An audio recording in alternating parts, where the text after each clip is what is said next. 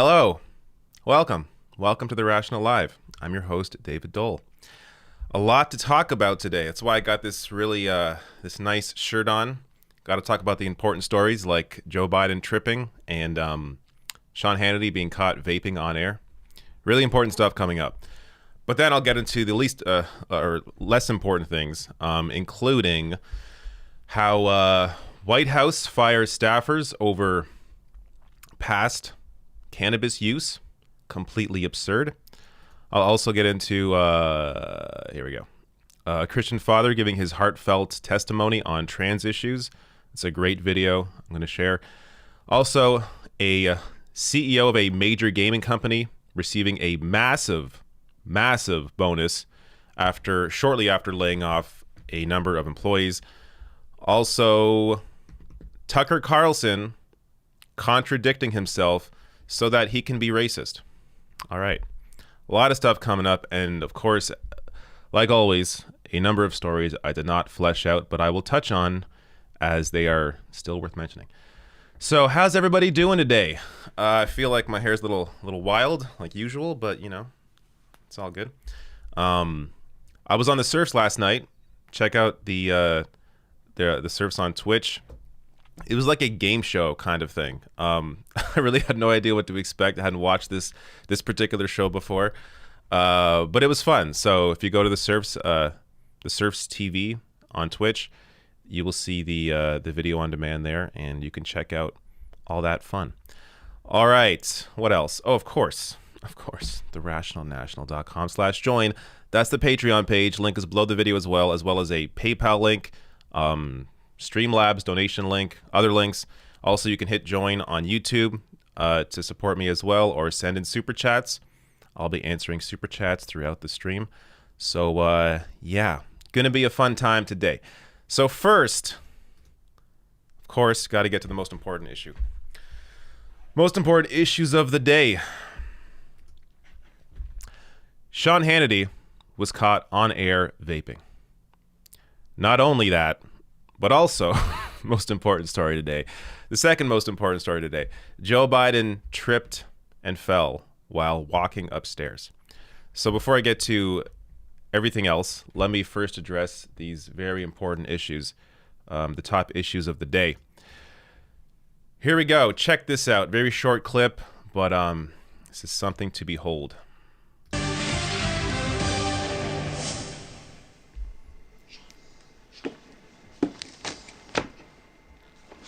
Uh-oh. I don't know what else to say there. That's what happened. But it's happened before, which leads me to believe that the people that work for Sean Hannity don't really care for him all that much. I've worked in a newsroom. I've never seen anything like this happen. The hosts are always aware when they're coming back from break. There's a floor director that should be right in front of him.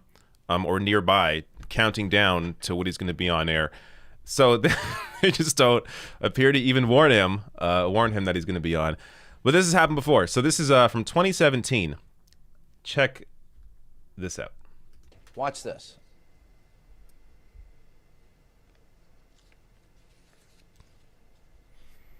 This is 40 seconds long.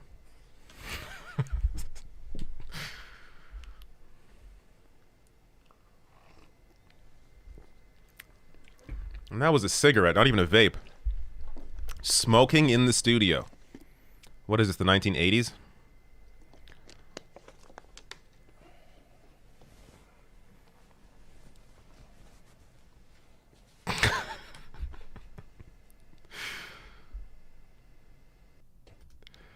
TV's so weird. It's really weird. It's all a bunch of news actors, and that's what they do. All right. The second most important story of the day. Joe Biden climbing. That is really loud, and there's no point hearing that audio. Joe Biden climbing the stairs to Air Force One. What happens next? Well, you'll have to watch to find out. And yes, I'll play the entire thing, even though nothing happens for the first minute.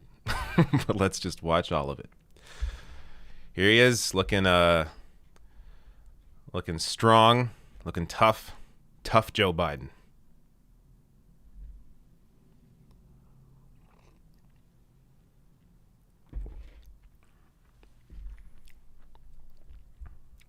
Wait for it. Oh, once, twice, 3 times. Dusts himself off and gets back up. Gives a salute. He's good. That is maybe the most relatable thing Joe Biden has done. Everybody has tripped on the stairs at some point. So nothing crazy going on there. He also recently broke his foot, apparently, after tripping over a bath mat while playing with his dog. It was a hairline fracture that required him to wear an ankle boot for several weeks. I didn't even know about this, but apparently he broke his foot. So maybe that had something to do with it. But ultimately, this story doesn't matter at all, which is why I put it at the front, because this ain't going to be a video. So there you go. 2 big stories of the day. Really, really important stuff. Now, I'm going to prep the next story. Before I do that, let me just make sure everything is going well, streaming well. All right, good. Doesn't appear to be any issues. All right, and of course, I'll accept super chats throughout the stream as well if you got any. And near the end, I'll take what I call some of the normie chats as well. So just opening up that page. And then I will go to a short break so that I can prep the next story. All right. I will be right back.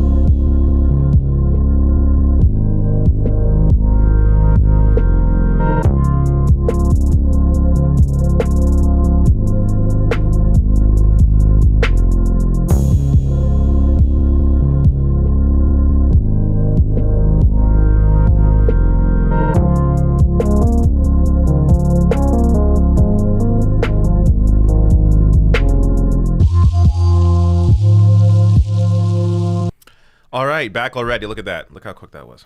Very quick. I want to fix my hair here. Don't want any pieces sticking out. Can't really avoid that. All right. Shall we get to it? Time for some actual news today.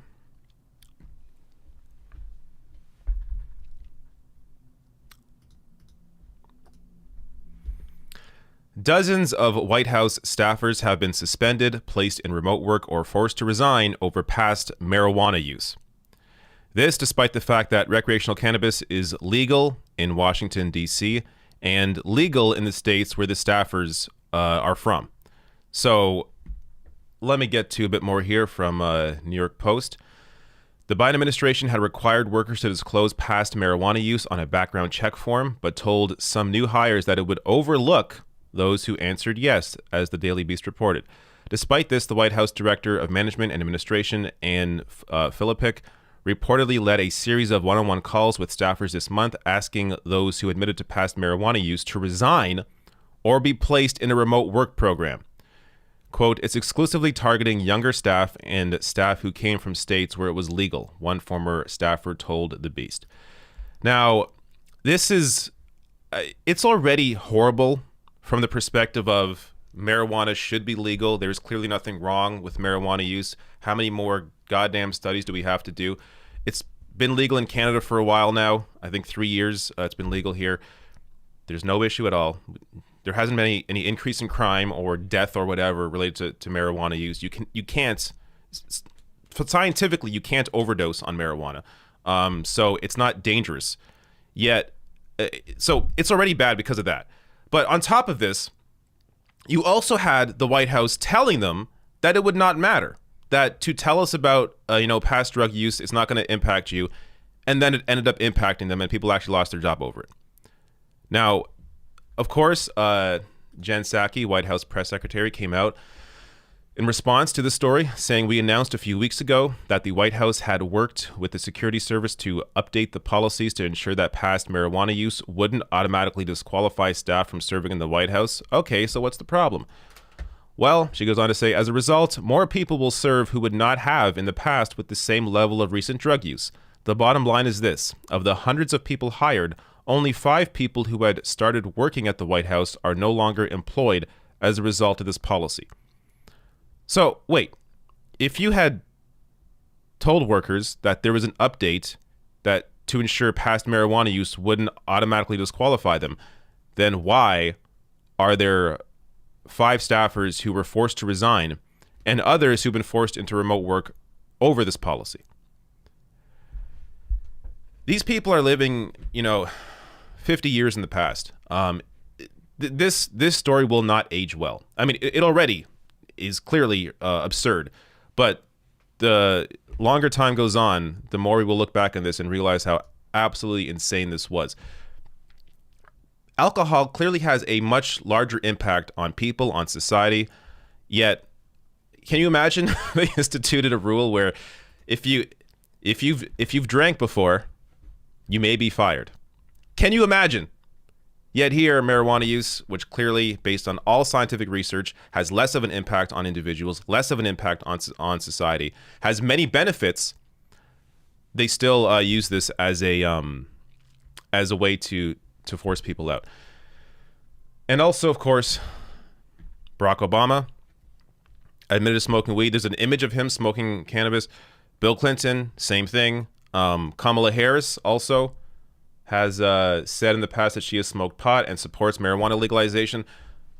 So you got to wonder, based on this policy, are they now going to fire Kamala Harris from the VP position because she has admitted to smoking pot in the past and supports marijuana legalization, when clearly Joe Biden doesn't, because he has not done anything about it? Just a completely absurd rule here, showing you that this administration is stuck in the past. All right. There was a tweet that I wanted to add to this story that I forgot to put into this piece. If I can, did I save it? If I saved it, I will show you what I'm talking about. I don't think I saved it. It was just somebody who used to work in the Obama White House that discussed how they smoke marijuana for to help with anxiety, help with PMS, and the idea that people smoking it to help with those sorts of issues can be forced out of the job is just completely absurd. All right, let me prep the next story. There are some super chats. Let me grab these first.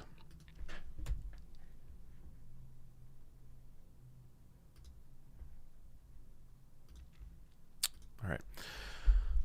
Lawn Gnomes says Atlanta shooter purchased that weapon the same day. Maybe if there were a waiting period on gun sales, things would have gone differently. Yeah, I saw that piece of news as well. Absolutely would have gone differently.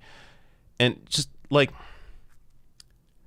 there's no need, even though I'm perfectly fine with it, there's no need to completely outlaw gun sales.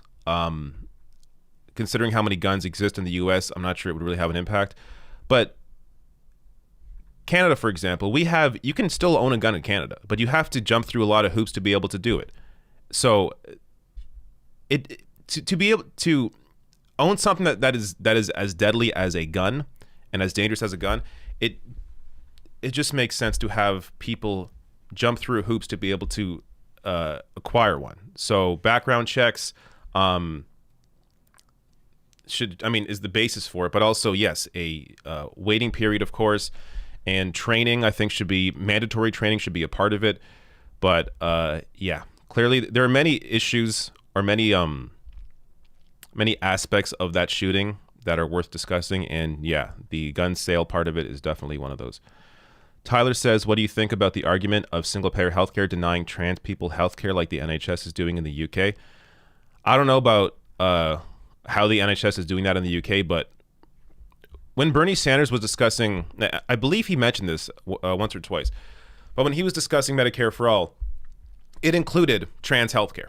So it has, any sort of single-payer system should be all-encompassing. again, I don't know how the NHS is doing that, but you can't. I mean, trans people need healthcare, so it doesn't make sense to. I'm not sure how they would or how they're implementing that in the UK, but no, of course, any single payer system needs to be all encompassing, including trans health. And I mean, by the way, in Canada, there are a lot of holes in our system, including dental care, pharmacare, I believe eye care, mental care, that is part of the single payer healthcare system, the Medicare for All system that is being introduced or was introduced by Pramila Jayapal in the House and Bernie's bill as well. So the Medicare for All system that is being introduced in the U.S. is actually more comprehensive than what Canada has. And really, there's no downside. And as I said, trans health is a part of that. Darkside8 says, keep up the good work, David. Thank you, Darkside. All right, is there more? I think there's another super chat.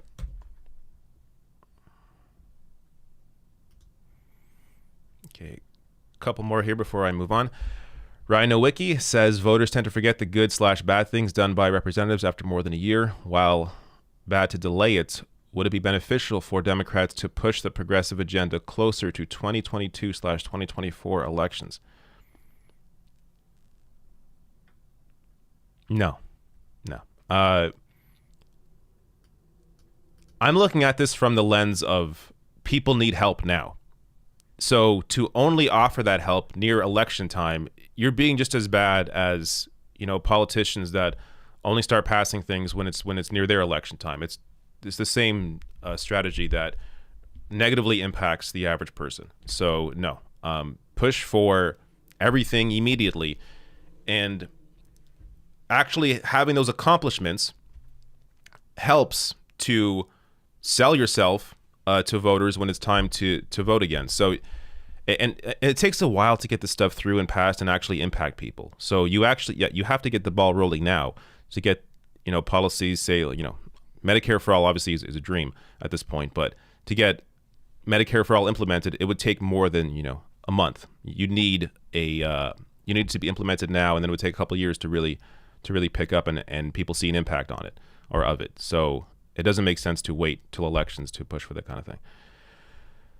The Red Receivers says, just want to link this article if that's okay. It's a wild story. All right, I can't read through it now. But other people can check it out. It's in Esquire. Chevron house arrest. All right. I need to look into it later. All right. Let me pause there on the chats. And I'll be right back as I prep this next story.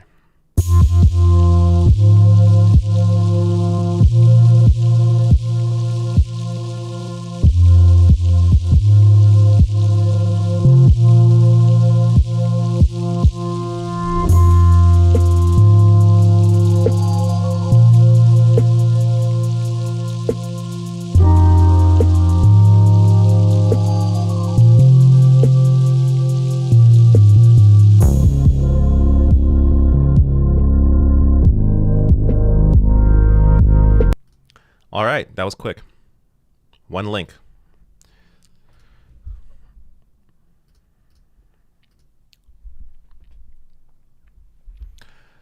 A father of a transgender daughter gave a heartfelt testimony to lawmakers in Missouri, discussing his growth on trans issues. This is a wonderful video, and I want you to see it. My name is Brandon Bulware, and Chairman, I'll go as quickly as I can. I'm a lifelong Missourian. I'm a business lawyer. I'm a Christian. I'm the son of a Methodist minister. I'm a husband. I'm the father of 4 kids, 2 boys, 2 girls, including a wonderful and beautiful transgender daughter, who today happens to be her birthday. And I chose to be here. She doesn't know that. She thinks I'm at work. One thing I often hear when transgender issues are discussed is, I don't get it. I don't understand. And I would expect some of you to have said that and feel the same way. I didn't get it either. For years, I didn't get it. For years, I I would not let my daughter wear girl clothes. I did not let her play with girl toys. I forced my daughter to wear boy clothes and get short haircuts, play on boys' sports teams. Why did I do this? To protect my child. I did not want my daughter or her siblings to get teased. And truth be told, I did it to protect myself as well. I wanted to avoid those inevitable questions as to why my child did not look and act like a boy. My child was miserable. I cannot overstate that. She was absolutely miserable, especially at school. No confidence, no friends, no laughter. I honestly say this, I had a child who did not smile. We did that for years. We did that against the advice of teachers, therapists, and other experts. I remember the day everything changed for me. I'd gotten home from work, and my daughter and her brother were in the front lawn. And my daughter had sneaked on one of her older sister's play dresses. And they wanted to go across the street and play with the neighbor's kids. It was time for dinner. I said, come in. She asked, can she go across the street? I said, no. She asked me if she went inside and put on boy clothes, could she then go across the street and play? And it's then that it hit me that my daughter was equating being good with being someone else. I was teaching her to deny who she is. As a parent, the one thing we cannot do, the one thing, is silence our child's spirit. And so on that day, my wife and I stopped silencing our child's spirit. The moment we allowed my daughter to be who she is, to grow her hair, to wear the clothes she wanted to wear, she was a different child. And I mean, it was immediate. It was a total transformation. I now have a confident, a smiling, a happy daughter. She plays on a girls' volleyball team. She has friendships. She's a kid. I came here today as a parent to share my story. I need you to understand that this language, if it becomes law, will have real effects on real people. It will affect my daughter. It will mean she cannot play on the girls' volleyball team or dance squad or tennis team. I ask you, please don't take that away from my daughter or the countless others like her who are out there. Let them have their childhoods. Let them be who they are. I ask you to vote against this legislation. My name is... All right. There are several anti-trans bills all across the country. And just sentiment in general, this anti-trans sentiment, that is just absolutely disgusting. And again, it's going to be one of those things where society as a whole will look back on this in 5, 10, 20 years and realize just how wrong lawmakers were. And, people that are aware know that now. Unfortunately, it takes a while for that kind of stuff to catch on and become the normal way of thinking. So this father here, sharing his experience, it shows you that even when you're well into adulthood, a father of 4 can have a massive shift in his worldview. Now, unfortunately, for many people, it takes a personal experience for them to realize that. Whereas for others, we can just read about those personal experiences or maybe see a video like this, and then we change our worldview and understand that, the world may not be exactly how we view it. And there are other perspectives, other life experiences that impact people in different ways than what you've experienced. So unfortunately, it takes a personal experience for some people to change. But that said, he's now changed, and not only changed, but now has become an advocate for trans rights. And that's a great thing. So, it's important to send videos like this, to people in your life. Because often the best way to the best way to change people's minds and inform them is to show them somebody discussing that this person used to be how you think. So this father used to think like you, used to also reject his daughter for being trans, didn't understand it, didn't accept it, and then he ultimately learned and changed. So these sorts of people often are the best messengers for those that need a completely shifted worldview. So I suggest if someone in your life has a similar view to how this father used to be, send this video to that friend or family member. And even if it doesn't change them on the spot, it helps to plant these seeds to really grow this awareness that people are often missing when it comes to this issue. All right.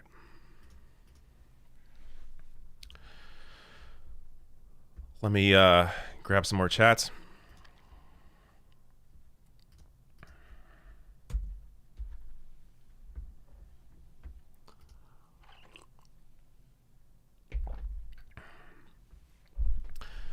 Can you please talk about Putin/Biden debate challenge?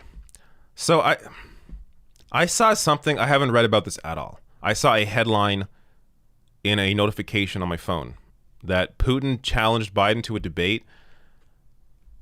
I think I read that at like 6 a.m. when I was just waking up, and I was just I thought maybe I was in a daze. So I don't know anything about this, but apparently Putin challenged Biden to a debate. Okay, whatever. I don't really care. Whatever. Neil R says, does Kamala actually support cannabis legalization? She's notorious for incarcerating people, specifically people of color, for marijuana possession. So personally supporting something and actually fighting to implement it are two different things. Does Kamala Harris support cannabis legalization? In her heart, I have no idea, and ultimately it doesn't matter. What matters as a lawmaker is what you actually advocate for and try to change or try to implement. So based on Kamala Harris's actual actions, no, she does not support cannabis legalization. So I completely agree with you. She is notorious for incarcerating people, specifically for or people of color, and for marijuana possession. So yeah, the only way to judge lawmakers is based on what they actually advocate for and do. So does Kamala Harris support it, even though she says she does? No, she doesn't. Erica Kristen says, a long time ago, someone recommended watching They Live, and someone else told... That's right, I remember this now. They Live. And someone else told you not to, and you said you trusted their judgment. The super chat is to please... This super chat is to please convince you to watch it. We'll give more details in a non-paid chat. Okay. I will write this down again. Because I remember this old chat, but I completely did not watch what I'm being told to watch. So where can I watch it? And I guess that kind of changes depending on what country you're in. So I don't know. I'll look for it. No idea what this is about, but I made a note and I will check into it. And thank you also for your very generous super chat, Erica. Okay. All right. We'll prep the next story, and this is a bigger one. So this may take a couple minutes, but I will be right back.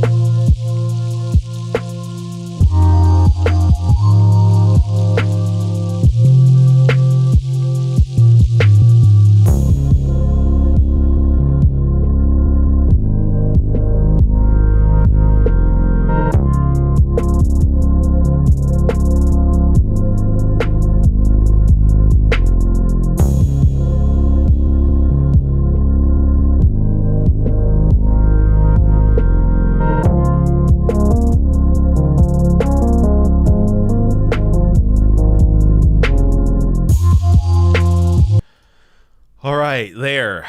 This is actually a fairly big segment. Normally I would, pre-record this one because there's a lot to it, but I did want to cover it this week.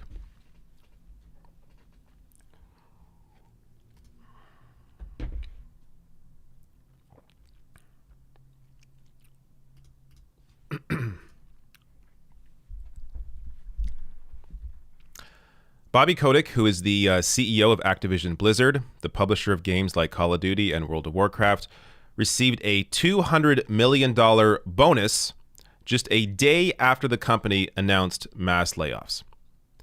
And Bernie Sanders may at least have part of the solution to this. So there's a lot to this story. Let's first start by giving you some more details here. This is Bobby Kotick looking pretty happy here, getting his $200 million.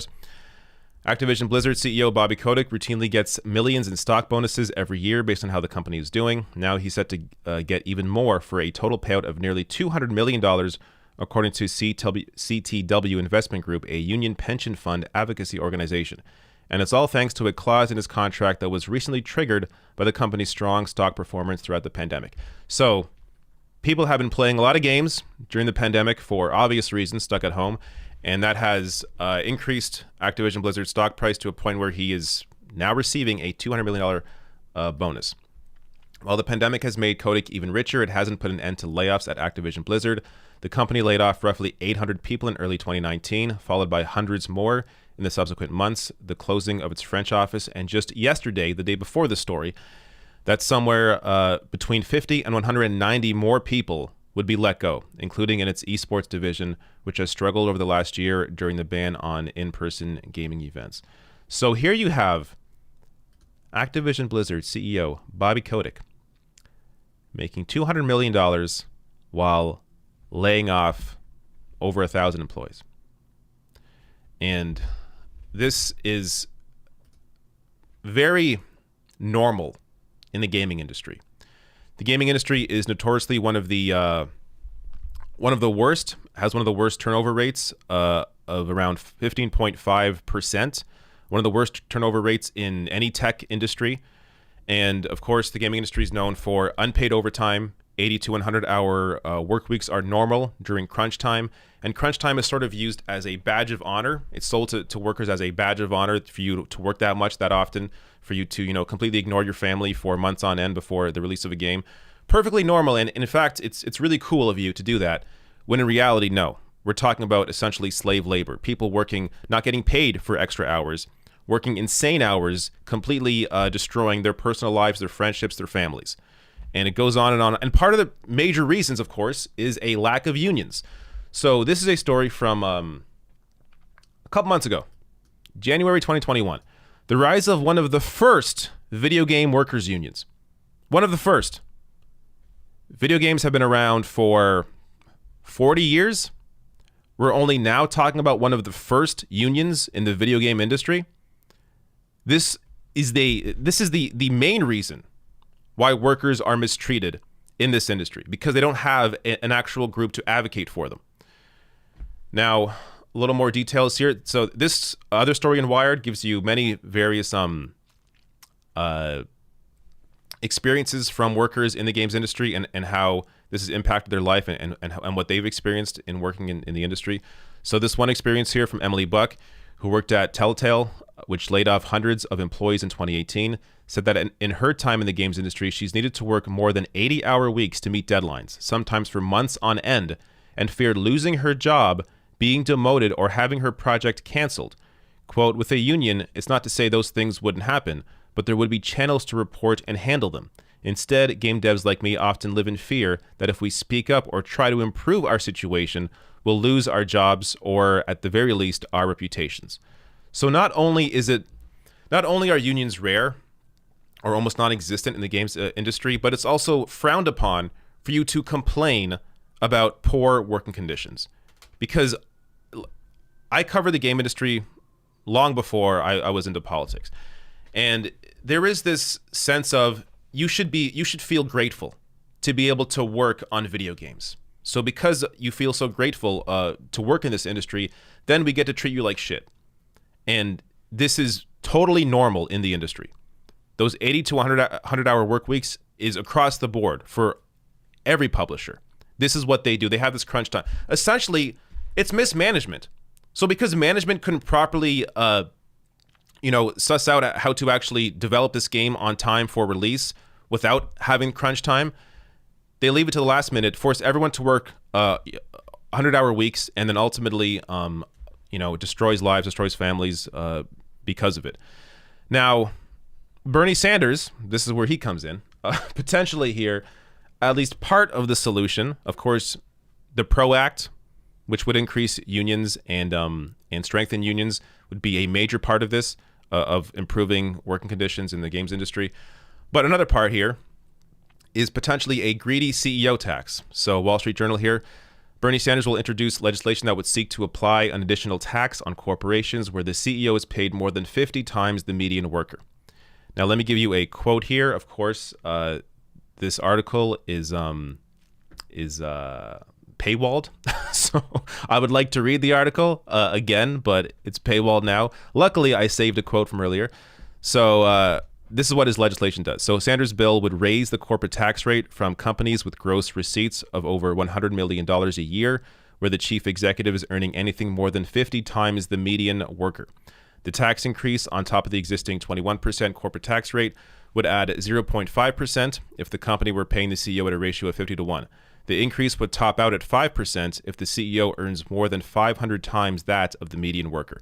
And oftentimes, a CEO being paid more than 50 to 1 is the norm across the board, not just in tech, but across the board. CEOs make much more now than 50 to 1 of their average employee. And if you go back, that's obviously increased over time, especially during the 80s. There was a massive increase in CEO pay compared to worker pay. And that has only increased and gotten much worse for workers and much better for CEOs. So a greedy CEO tax, definitely part of the solution here. That I assume also would apply to bonuses as well, because that's often a loophole of how CEOs get away with this, is they're paid a quote unquote modest salary for the year, but then they get bonuses that are worth much more than their salary. Bobby Kotick, I believe, I'm not sure if it's in this piece or not, but he makes, I think, $30 million a year as a CEO of Activision Blizzard. So this $200 million bonus is multiple of his actual salary. So just showing you how completely absurd this is. And these sorts of layoffs, or this sort of bonus while you're laying off employees, I mean, it shows you the kind of rot that exists in the games industry. All right. I like how in the middle of that piece, there's like a hair in my eye. I don't want to fix my hair while I'm talking. It's too distracting, but damn. All right. Let me see if there's any more chats. If not, I will go to a quick break to prep the next story. A few more here. Samantha Sider, thank you for the thumbs up. And Kenneth Thompson says, I've got an opportunity to work with a state congressperson who is a Republican. We agree with nothing policy-wise. Is this a bad idea? I've got an opportunity to work with a state congressperson who's a Republican. I mean, try it. It's life experience. See what it's like. Plant some seeds. Maybe slowly change his mind. But it's also just good to see, work on the inside. See what goes on. See how much time he spends on the phone talking to wealthy donors compared to actually talking to the average person. It's a great way, at the very least, to gain experience and see how things work behind the scenes. So if you have that opportunity, take it. See how it goes. All right. Little break here as I prep the next story. Be right back.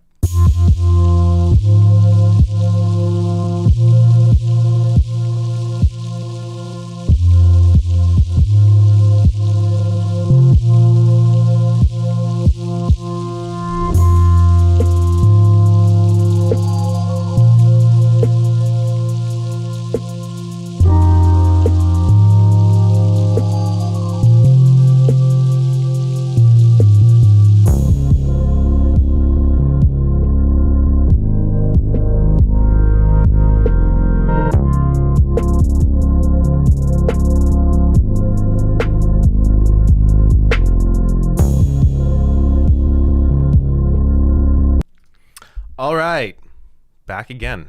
This is probably a quick video, but I do want to share this.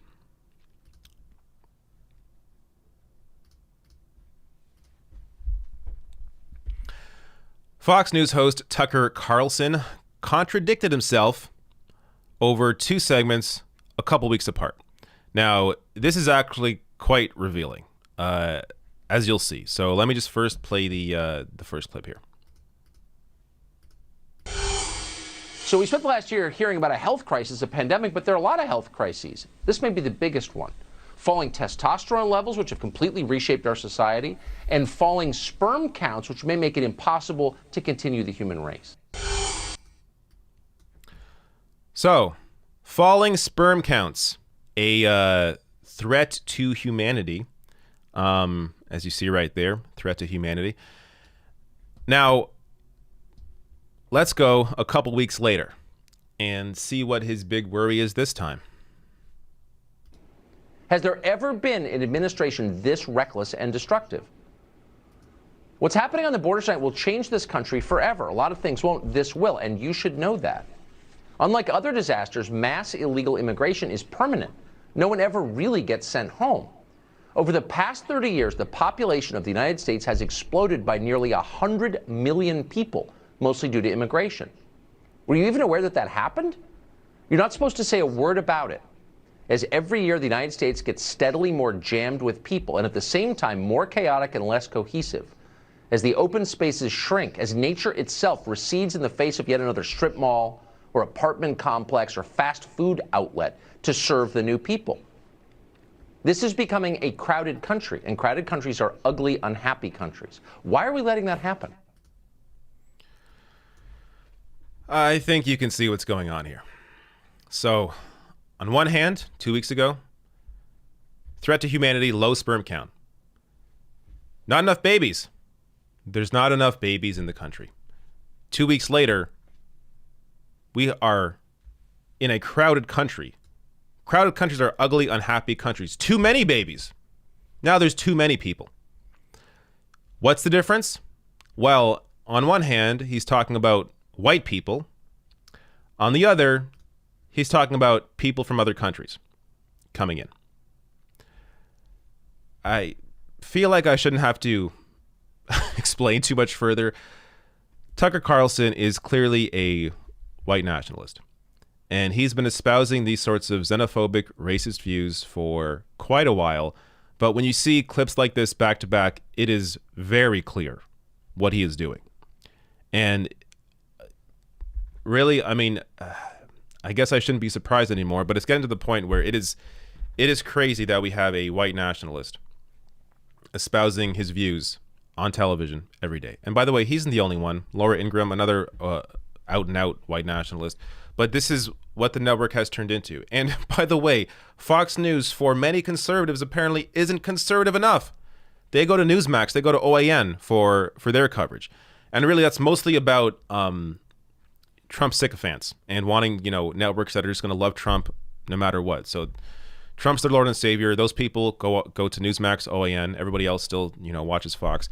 But it really shows you just the kind of disgusting rhetoric that is allowed on television. All right. Not much to really go into there. I think the story kind of told itself. All right. Now the fun part of the stream. I talk to all of you. I go over stories I didn't get to. This is the fun stuff. So let me see what's going on here. Should I get another?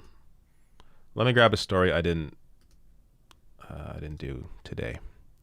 So this was one I don't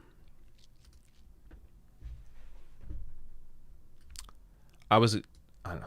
I was going to do, but again, all these stories is because of lack of time and me being one person. But it is worth mentioning. Biden cancels $1 billion of student loans. Sounds great, right? What a headline. Biden canceling $1 billion of student loans. Well, as Walker Bregman points out here, student loan debt totals $1.7 trillion. Of that, 92% is federally owned. So Biden canceling, I don't know what this would be. 1%? Less than 1% of student loans. But if you go to the actual story, it's really just about, look at the ads on this page. Gee, my goodness. Okay. But it's really just about people who took out student loans for going to college that they didn't actually go. I think that's my understanding. How many? Can I? What is going on here? Look at this page. The same ad twice in a row. This playing down here. Forbes really likes its money.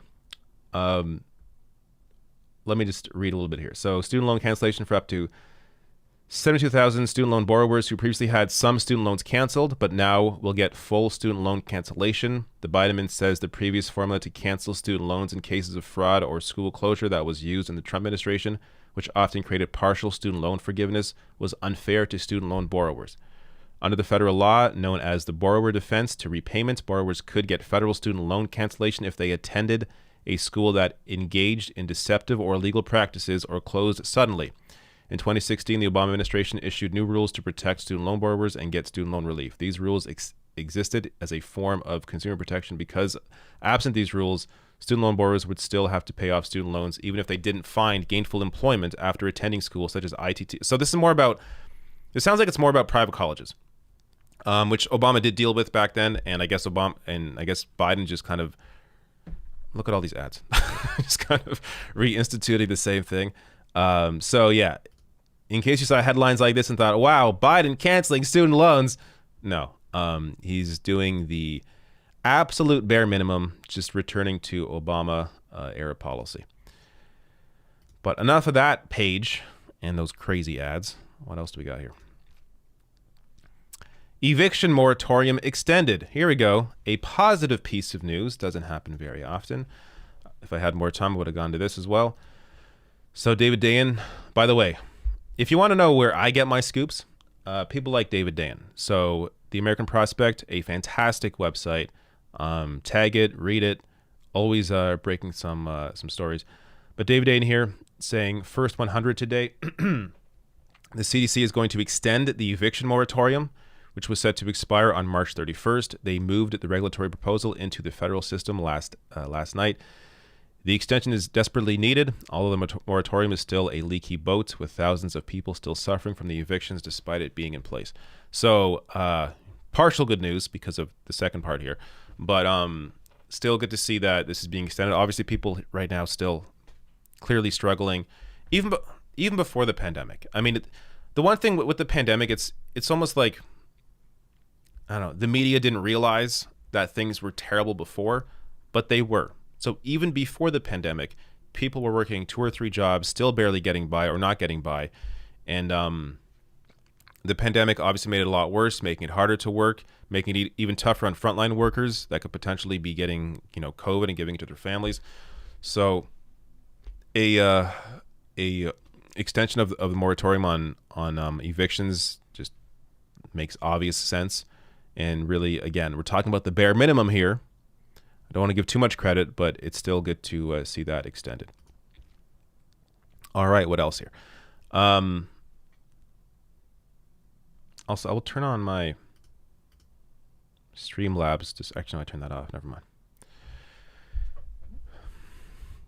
Don't have to worry. But Streamlabs shows me notifications if people send chats in, and it was broken, and I had to turn it off. And yeah. I was going to turn it back on, but I think I turned off notifications in my settings. So anyways, you guys don't need to understand or know the back end stuff. What else here? Wisconsin GOP honored Rush Limbaugh over black lawmakers. So this is a crazy, I say crazy, knowing full well that all of this is totally expected and not at all surprising. But the Wisconsin State Senate refused this week to take up a resolution that would honor a number of black figures in recognition of Black History Month, but within the same session also voted in favor of a resolution giving honors to the late talk show host Rush Limbaugh. this is one of those stories where, I would have covered it, but I think it kind of the headline speaks for itself. Just showing you how openly racist the Republican Party is now. It is wild shit. And it's important that we don't lose sight of it. Like, it's important that we remain shocked by this, because if we just begin to take this as normal, and unfortunately it's hard not to when this is what the party is, but we have to internalize and understand how completely batshit insane it is that there is one party.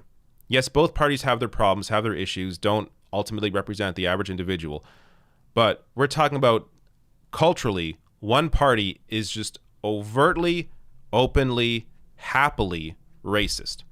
And they celebrate that again and again and again, throw it in your face, and then pretend or get outraged when you call them racist, being more offended at being called racist than the actual racist actions that they take. And this one is, not all that consequential, but when you look at voting rights, that one is incredibly consequential. So, but regardless of the actual impact, it's clear, whether it's voting rights, whether it's this, the number of racist actions that the GOP take all over the country, not just the party at the national level, but also state parties. Just completely effing ridiculous. Maybe I can turn this into a video. Probably not. Anything Dave Rubin is pretty hilarious.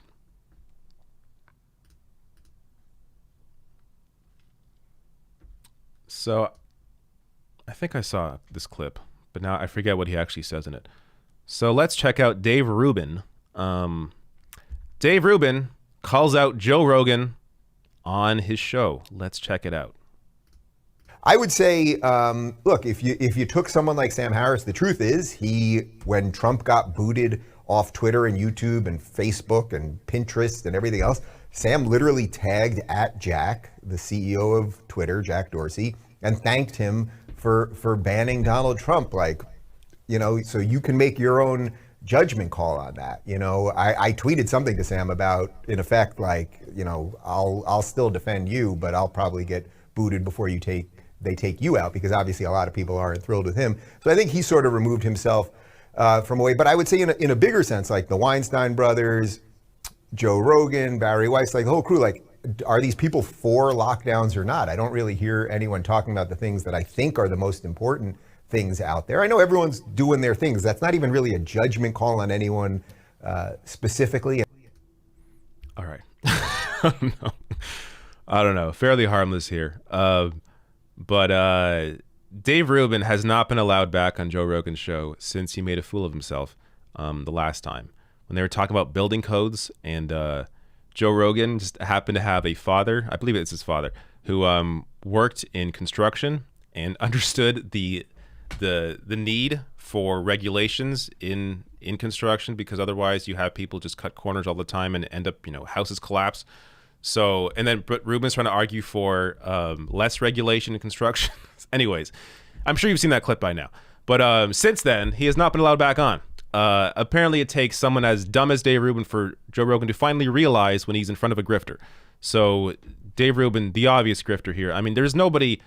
I covered this week, I think, where he was. What did he do again? He was. He had messed up what first, second, and third degree murder were.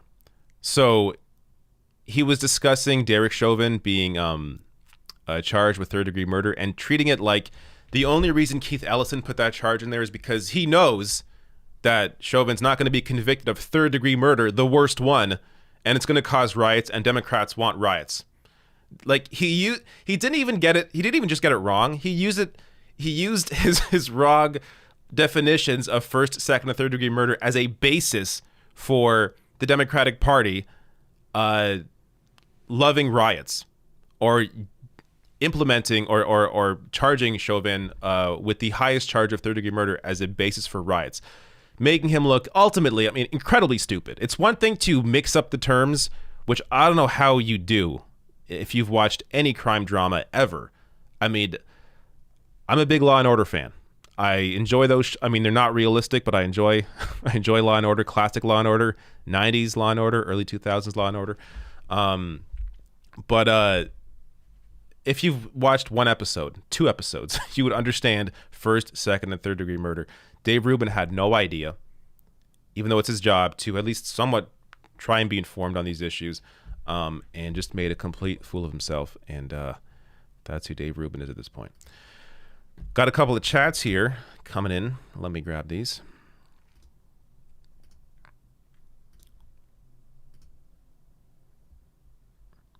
Ten Lawn Gnomes. Did I skip somebody? No. 10 Lawn Gnome says, what's your favorite harmless conspiracy theory?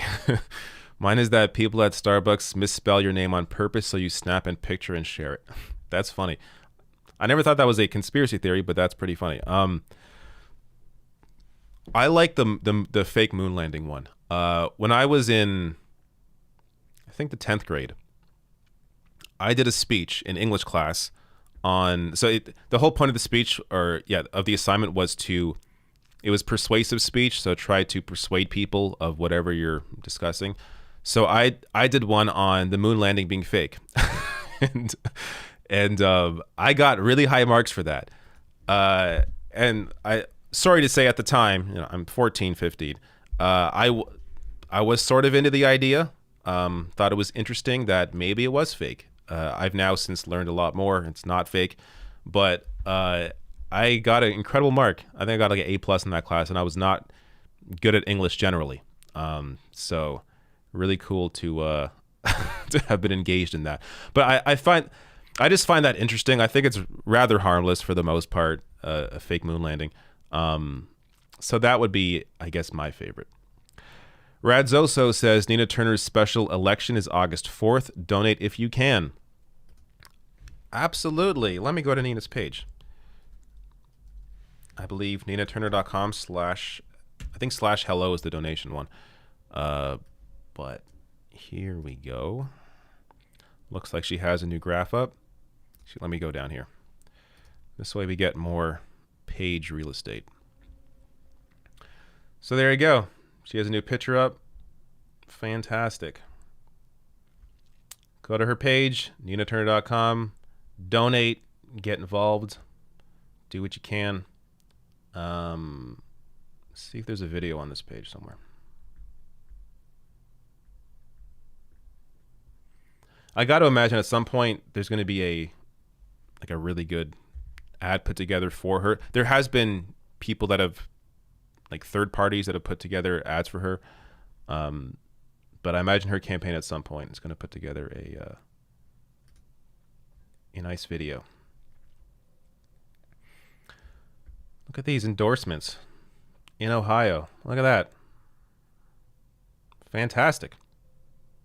Of course, Bernie, Ro Khanna, Cori Bush, Andy Levin, Rashida Tlaib, Mark Pocan, Ilhan Omar. Somebody missing here? Where's AOC's endorsement? This is one area where AOC can definitely do a little better. I'm sure she'll endorse Nina Turner, but AOC didn't endorse Cori Bush, and Cori Bush won. So clearly a mistake there to not endorse. But look at that, ton of support. Awesome. Yeah. So I will definitely keep more of an eye on this race. The further, or the closer we get to it. Let's see if there's any other chats. The thing on the left says, "Don't forget about Gary Chambers. He needs money too." Thank you. Yes, I covered his announcement. And he had he launched with a fantastic ad. But here we go. Gary Chambers, of course. Another one that I'm sure I will do more videos on. When is this one coming up? Oh, really? Needs your vote on March 20th? So tomorrow? A Saturday?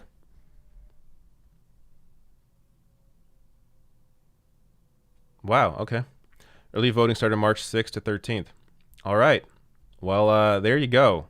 Do what you can now. It appears we're in the stretch here. All right. What other news did I have this week that I did not cover? A couple of positive things as well. Positive confirmations.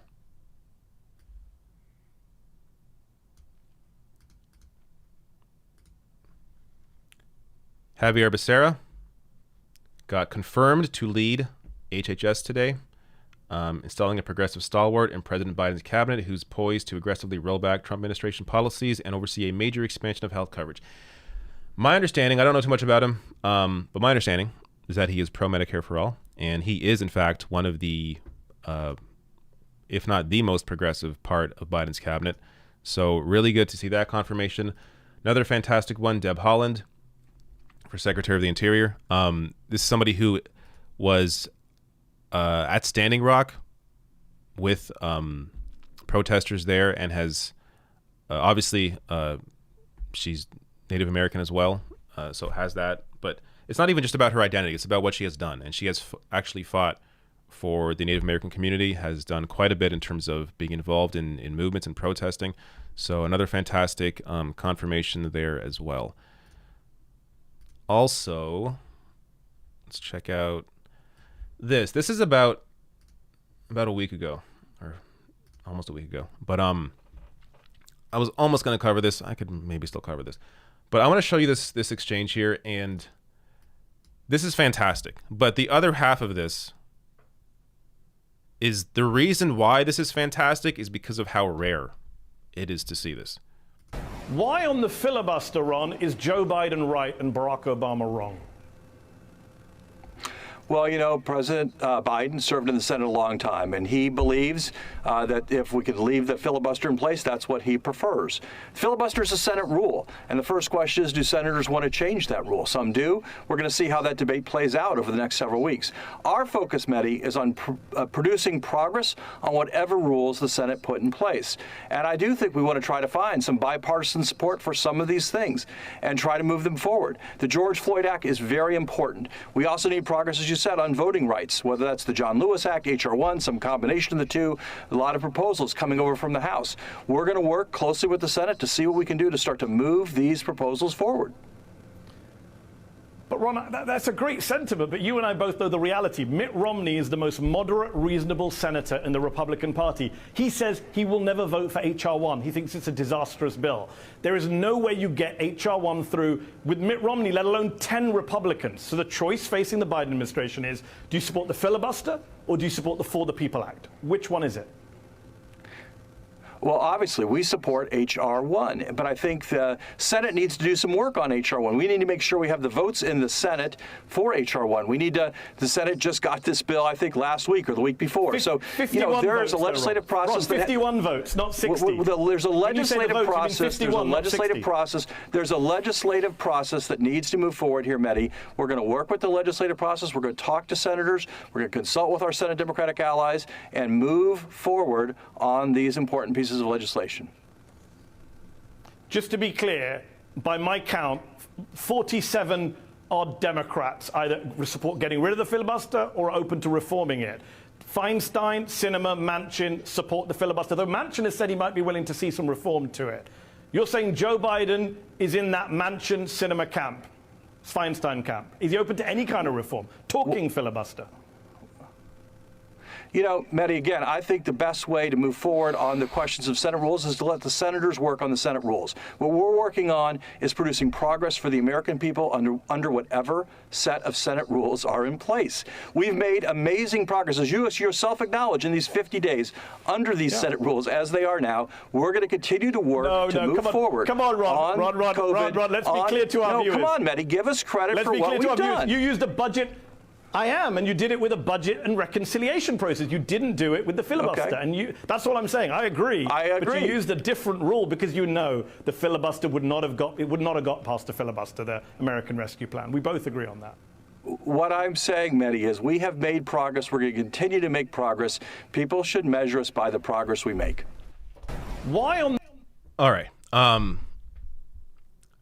So there's two parts of this. First, the Mehdi part. Mehdi Hassan here, or Mehdi Hassan, whatever it is. I think it's Hassan. Great job here. actually pushing the Biden administration on why won't you support getting rid of the filibuster. Now, shortly after this, Biden came out, I think it was a ABC interview with George Stephanopoulos, and said that he supports filibuster reform. So it's possible, in fact likely, that Medi's push here and the focus on the filibuster was at least part of the equation in Biden coming out and finally taking a position on that. Because this is why it's important when media figures actually become journalists or actually do journalism, is because it actually has an impact.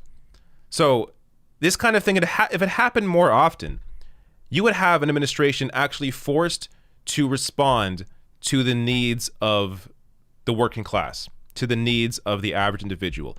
Getting rid of the filibuster is paramount to that, because as long as you need 60 votes to pass anything, nothing is going to get done. The only reason COVID-19 bill got through is because it was done through budget reconciliation.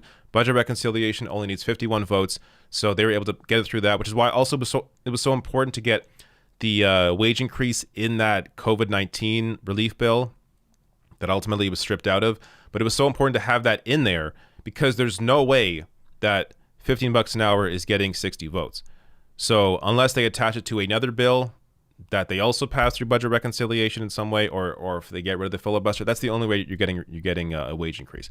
But seeing this kind of pushback is incredibly rare, and like this video should not be impressive, because this should be normal. Seeing this kind of pushback should be normal, but it's not normal. So it is impressive to see this, but this is really, I mean, this should be the low bar when it comes to what we should expect from members of the media. And yeah, I guess the other half of that was just that Ron Klain here is clearly, avoiding the actual question and doesn't want to speak before Biden speaks and takes a position publicly on the filibuster. So he's avoiding actually answering that question. Then, as I said, eventually Biden actually came out this week after this and did take a position. All right. I think I got another story here. And then I'll grab some more chats. Let me see. So this happened to, I saw the story today anyways.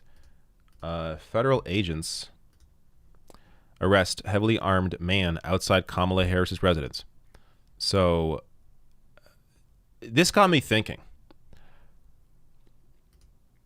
How often did this happen with Donald Trump or Mike Pence? Because I feel like this didn't really happen. But already, we're 2 months in and we're already hearing about stories like this. They're definitely, I mean, this is no surprise to anybody, but definitely a more extreme nature within the conservative movement than there is on the left side of the spectrum. But yeah, I mean, that's the whole story there. Last thing that I saved.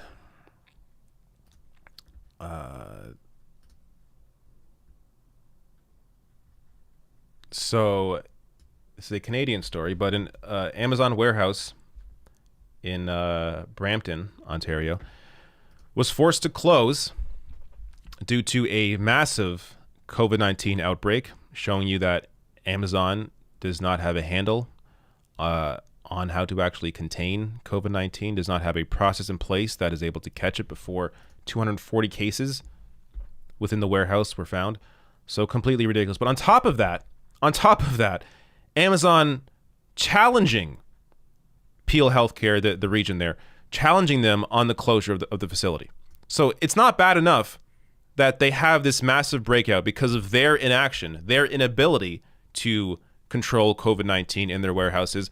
But on top of that, actually challenging and trying to change the ruling and trying to reopen the facility after this breakout. Showing you what motivates these massive companies. I mean, do I have to really explain it? Profit, obviously, is the motivating factor here. They do not care at all about their employees. They're complete, for these people, for Amazon, they're all irreplaceable, or they're all replaceable. They'll just take them out, put someone else in there. They don't care at all. They look at their employees as as just a means to an end for them to attain profit. They have absolutely no awareness, no care at all for these people's lives or their families. And here they are just, again, centering profit over people. But that is capitalism. So, it's not necessarily just Amazon's fault. It's the system that Amazon operates in that we allow to continue through the people that we continue electing. All right. Those are all my stories. But what are you guys talking about? Let me check the normie chat, see what's going on here. Oh, there's one more super chat. Let me see. Adam Bryceland, thank you for coming back. By the way, a lot of regulars here. Adam, Sing on the Left, Radzoso, Lawn Gnomes, Kenneth Thompson, I think I've seen you before. Samantha Sider, Neil, I believe I've seen you before. Yada News, Ryan Nowicki. I think I said Lawn Gnomes already. A lot of regulars here. DVDV, that was last week. I'm looking at old ones now. But thank you all for being regulars, and anybody new that sent a super chat, thank you as well. And I hope you keep coming back. Adam Bryson says, David, I love the show, but it's time for a haircut, my friend. You're going to have people fighting you in the chat. I'm just saying. There is debate over this. I'm not getting a haircut during COVID. It's not happening. We are in the middle of a third wave in Ontario. Our numbers are not coming down. As I did a video this week on Canada's horrible rollout of the vaccine, and I explained at least partly why. So not getting a haircut right now. But Adam goes on to say, though I hope your new child is doing good. Enjoy fatherhood. Cheerio. So you really just sent me a super... At least those $5 when I get a haircut, I will make sure that your $5 or whatever percentage I get of that, I think YouTube takes like 25%, which is crazy. But I will put that money towards the haircut. So thank you, Adam, for the suggestion. But until numbers come down, until I'm actually vaccinated, not happening. Now, I could try to cut my own hair, but I feel like that's not going to work. So, see, look. This person says the hair is beautiful. Someone says, no, keep the hair. Love the long hair. Don't listen to him. Told you. Told you. There we go. There we go. Constant debate. All right. What else? Do I have anything else? Let me check all my notes here. Here, I guess I forgot to grab chats. So let me grab some normie chats here. What's going on? What's going on in the chat? Let me scroll up before the haircut comments. Kinky says Rubin mixing third-degree burns with third-degree murder. Yeah, I think that's maybe what he was doing. But man, it's so embarrassing. And it's not even that Rubin just did it once, as I covered in the video. He did it twice. He did it on his own show, mixed up what first, second, and third degree murder was. And then he went on Newsmax and made the same argument. And nobody called him on it. Nobody said anything to him. I mean, I guess at this point he's used to being completely embarrassed all the time. But God, if I made a mistake like that, I would have to go on hiatus. I would feel so stupid. Because that is something so basic that most people who don't even follow this news or politics or whatever would know, because they just pick it up through media and culture.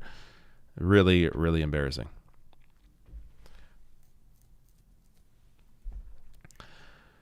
Yes, as Pranny says, David live in Toronto. They are still doing bad with COVID. Yes, we are. We are not doing well. Not doing well with COVID whatsoever.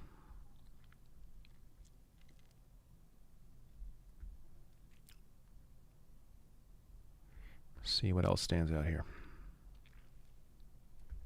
It'll scroll back down. Winston says, is next Twitch stream on this Sunday? Should be.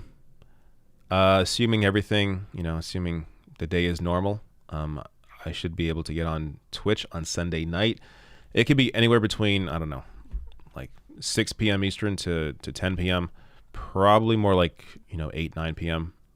But yes, I will jump on Twitch. The Twitch link is below the video. Make sure you are following. And by the way, if you have an Amazon Prime account, it is free for you to subscribe to me on Twitch, and it helps me out financially. So if you want to help the show out, and you're an Amazon Prime member, Just subscribe through Prime to me on Twitch, and it helps me out. Joshua Sauter says, when it comes to your hair, ask the people in your life what you should do. There really isn't that much deep thought. I don't care enough.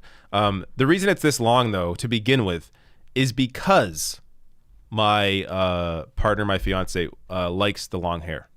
That is the reason it's this long. If she didn't like it, it would be cut. So that's the only reason, really, that it's this long.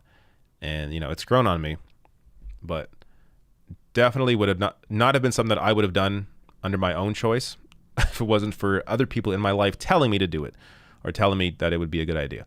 So that is the reason it is this long. And by the way, she would hate it if I cut it. And when I do cut it, I'm not going to go back to old David. It's going to be cut, but it's going to be still long. Maybe cut back to like where it was in maybe October. Go back and watch October videos. Maybe it'll be that length, but not going back to really short hair. At least not in the short term. All right, what else here? So the Esquire link. Look, I don't love jumping to links I know nothing about in a live stream, because I'm not sure what you're sending me. But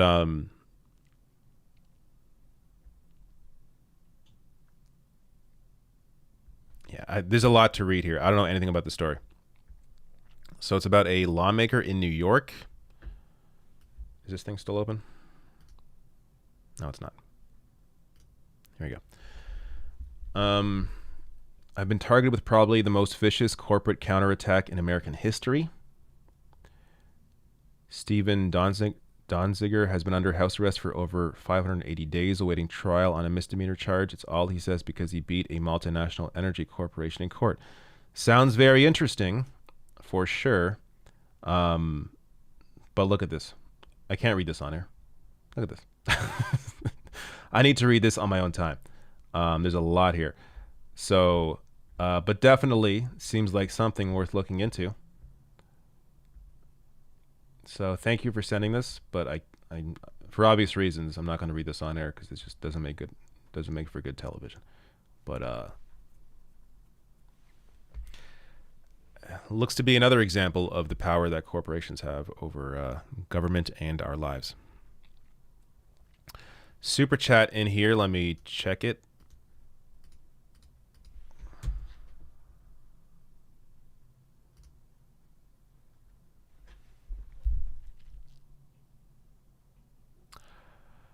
Rodrigo Miranda says, a Brazilian living in Vancouver since 2015. How hard it's to find a good independent media here. Keep the great work. Oh, thank you, Rodrigo. Very cool. Very cool. I was gonna say I'm half Portuguese, but it doesn't. Whatever. I'm not half Brazilian. I wish I could speak Portuguese though. I really do.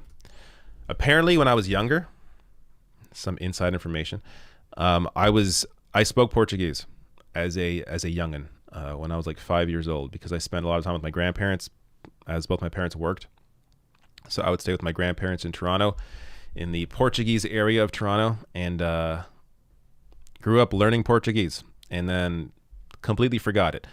I feel like maybe if I get hypnotized, it's in the deep recess of my brain somewhere and I could bring it back up and maybe relearn it somehow.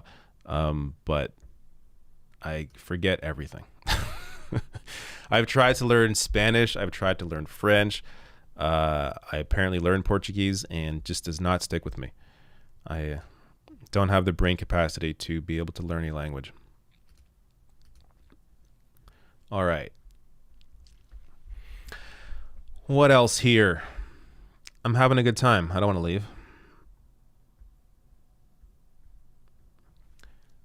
You know what I forgot to do again? I forgot to do tweets of the week again. And it's a very easy segment. It's the easiest work I could possibly do is tweets of the week. And you know what? Let me just bring up some that I retweeted this week. So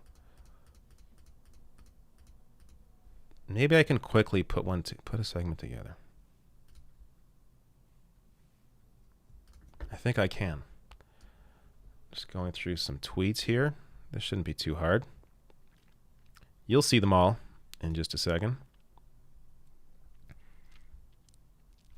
Let's see here. Sorry, I know this is bad television, but I'm almost done.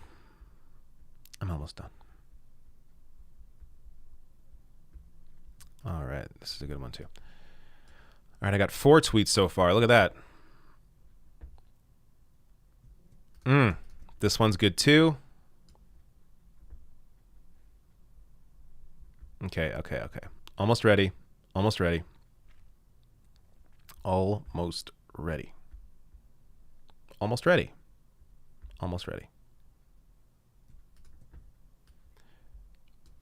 right. Oh shit. I wonder if I could show this. This is a great clip, but it might be copyrighted. All right, I'm going to stop now. So let's do a quick Tweets of the Week segment. And the last one may be cut off due to copyright problems. I don't know. Actually, it definitely would be. I'll show you what it is, though. I'll show you what it is later. So it won't be in this segment. All right. Hold up. Look at this. You just watched me put together a segment very quickly.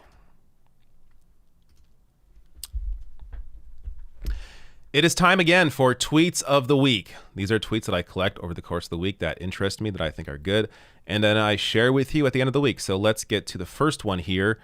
Martin Lukács, which I believe is how you say his last name, says, so this is in response to Gerald Butts, a liberal here, tweeting out, people don't think about politics this way. People who write about politics and some who practice it think about politics this way. Ideology is not a thing in Canada. This is how many liberals think, that ideology, what are you talking about, ideology? No, people don't think about ideology. People aren't ideological. This is how liberals think. So Martin here tweeting out, quote, ideology is not a thing in Canada is a statement that could only be made by someone steeped in liberal ideology, which has shaped our society to defend property, worship corporations, and disposes Indigenous peoples while pretending to be entirely natural. Sorry, dispossesses. Entirely natural. So this is the main part here, because one of the biggest hurdles to changing people's minds is the fact that we are steeped in liberal culture. And when I say liberal, I mean neoliberal. Conservatives say the word liberal like they're talking about people on the left, like socialists or communists. No, liberal is liberal. Liberal is defending property, worshiping corporations, dispossessing or being actively against the Indigenous community. I mean, that's liberal ideology. But because that's normal to them, that's what society is normally, that's status quo, then they don't see that as ideological. But it is ideological because it's still an ideology. It is still a way of thinking that is a particular way of thinking that impacts people in certain ways. So Martin here points that out, and this is, as I said, the biggest barrier to changing people's minds, because we live in a society, in a culture that is wrapped around capitalism, and it's very hard to change that. When, I mean, right now I'm surviving off of the system because I have to. I mean, this show, I make money doing this show with your help, with advertisers' help. I mean, this, unfortunately, we have to operate in this system to survive, to be able to actually inform you of different perspectives. But that just goes to show you that just because something is normal or seems natural to you doesn't mean that it's not ideological, because everything is steeped in ideology in some way. John Idarola here, great tweet. If the thing that got you most worked up about the Atlanta shootings was your belief that people were unfairly maligning white supremacists, please consider going straight to hell. This is appears to be a bit of a subtweet to Glenn Greenwald, who has apparently this week sort of lost his mind. After the shooting at Atlanta, he wasn't most concerned about the actual victims in Atlanta and how they were targeted. He was concerned that people were unfairly calling the shooter a white supremacist or a white nationalist when he hadn't seen enough evidence of that. So it's just, that's a conversation, I guess, have at some point if that really interests you, if you care enough. But it seems really, really odd that the day of a shooting, you don't go straight to thinking about how there's been a rise in hate crimes against Asians, but you go straight to thinking, oh, well, if he's white nationalist or if he's a white supremacist, then prove it. Like, it's just it's this obsession with being a contrarian. An obsession with being a contrarian over actually caring about people's lives, over the actual facts, over just wanting to improve society. So there are people in media that purpose to go out and what motivates them is to be different than anybody else. And those people stand out like a sore thumb. Glenn Greenwald is one of those people. Michael Tracy is one of those people. And it's one of these things where, what motivates you? Are you motivated by being different, by you getting attention? Or are you motivated by doing what you can to inform society and move society to a better place that benefits all of us? And as I said, it's clear who does that and who doesn't. Other tweet here. This is a obvious satire. The Beaverton here, which, by the way, look at that. The Beaverton mug. They had I'm not sure if they still have a show, but they had a show in Canada. I lucky enough to be at the first taping, and I got a mug, and it's pretty sweet. But here they tweet out, white supremacist organization clears white supremacist of white supremacy. This, of course, is over the officer who I believe now has lost this spokesperson position over his comments, but went out, as I covered already in a video, went out there essentially discussing the thought process that the killer had, saying that he had a bad day. As opposed to looking at what he did, not being his defense lawyer, and just looking at the facts. No, he went out there and discussed the killer's thought process as a way to essentially defend him. I mean, doing what his defense lawyer would be doing, but the police were doing it. So it just, I mean, you can kind of understand why they were able to empathize with someone who had a bad day and killed a bunch of people. Next one here. Speaking of bad day, this is now a meme that is widely going around. I assume this is where it started. Andrew Buzari, I imagine, created this, but I don't want to give him false credit. But here you go. Bad day, bad guy. I think this is self-explanatory.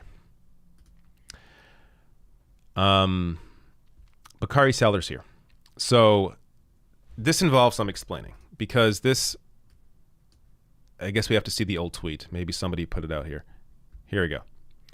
So Bakari Sellers, back in March 17th, 2020, almost exactly a year ago, tweeted out, "Y'all almost had Cynthia Nixon. This is why experience matters."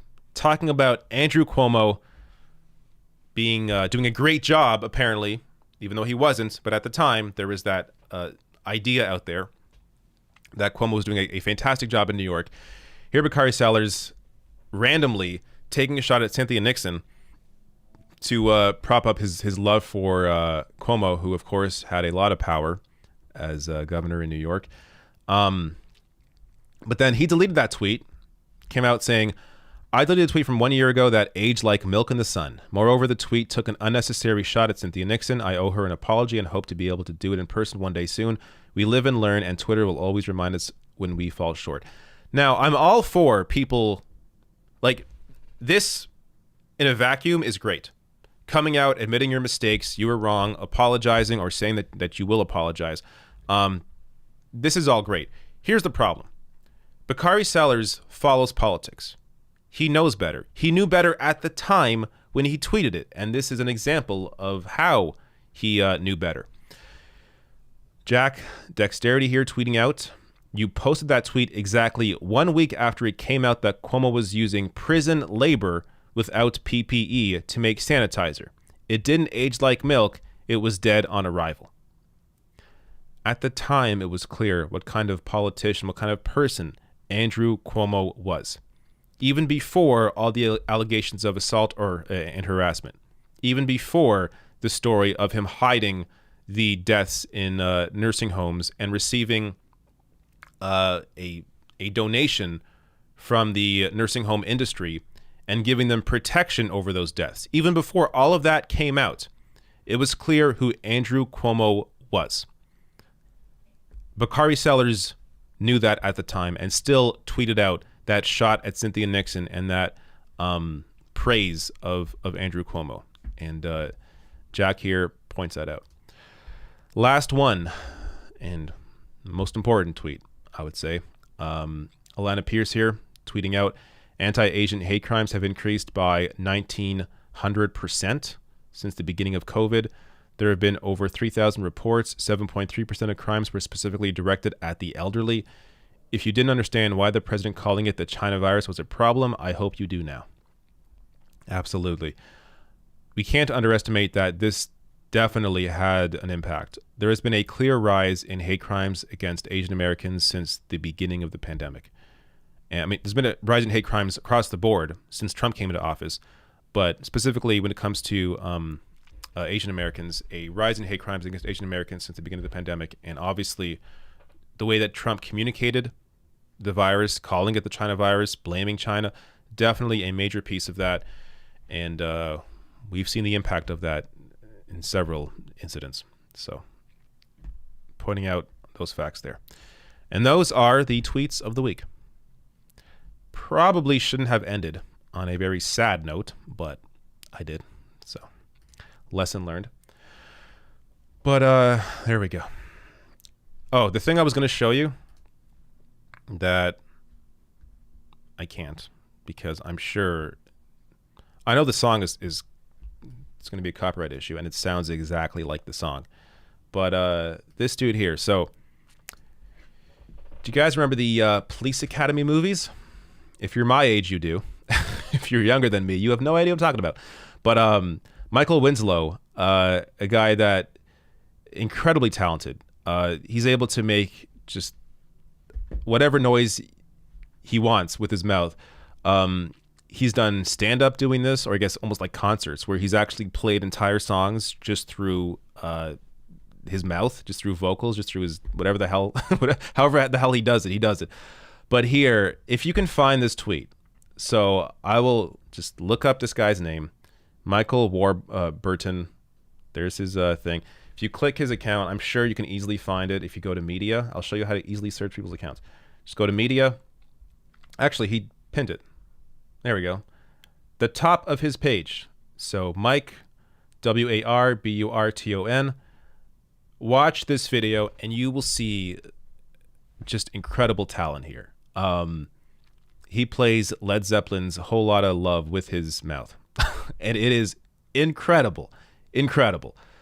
I felt like this guy disappeared off the face of the planet, but I hope we see more of him.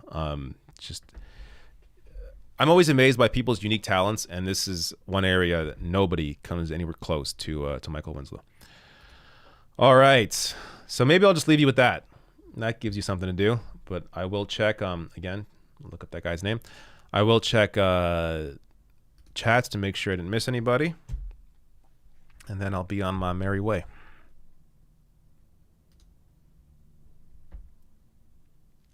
Here we go. Luis Ramos says, Portuguese living in Seattle. Love your show. Don't cut your hair. Thank you, Luis. Much appreciated. Adam Bryson says, Gerald Butts. Haha, tough break. No comment. La Gnome says, one last plug for the Discord channel where you get awesome insights like David going on the surfs last night. That's right. I was on Discord a couple days ago. I told them ahead of time I was going to be on the surfs. They knew about it. So if you're on the Discord channel, if you're not, people will link to it. I'm sure that are in the Discord channel. Lawn Gnomes can link to it in the chat, and you guys can come join and have a good time. And if you are a patron, you get a special badge on Discord. All right, cool. And again, the Patreon page is right here, therationalnational.com/join. It's a Patreon page. Help me out. Also, you can join on YouTube or Super Chats or send a Streamlabs tip in. Many ways to help me. PayPal as well. Links below the video. Thank you all for showing up and making this a fantastic Friday. See you all on Twitch on Sunday if you're there. If not, see you all next week. Goodbye.